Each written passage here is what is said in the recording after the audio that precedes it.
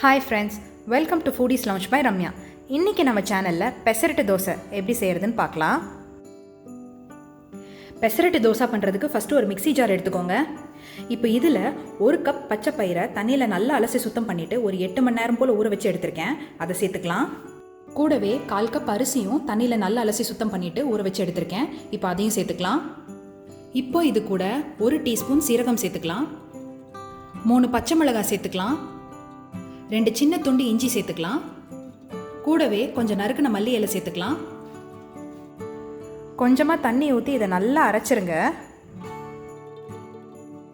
இப்போ பார்த்தீங்கன்னா நம்மளோட தோசை மாவு ரெடி ஆயிடுச்சு. இப்போ இதில் 1/2 டீஸ்பூன் பெருங்காயத்தூள் சேர்த்துக்கலாம். கூடவே தேவையான அளவு உப்பு சேர்த்துக்கலாம். இப்போ இதை நல்லா மிக்ஸ் பண்ணிக்கோங்க. அவ்வளோதான், நம்மளோட தோசை மாவு ரெடி ஆயிடுச்சு. இப்போ நம்ம தோசையை ஊற்றிடலாம்.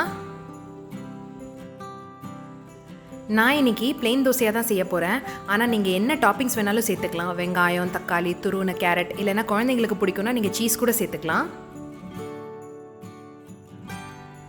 கொஞ்சமாக எண்ணெய் இல்லாட்டி நெய் சேர்த்துக்கோங்க.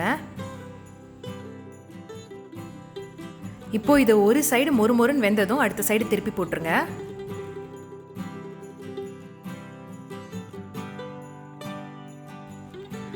அவ்வளோதான், நம்மளோட பெசரட்டு தோசை இப்போ ரெடி ஆயிடுச்சு.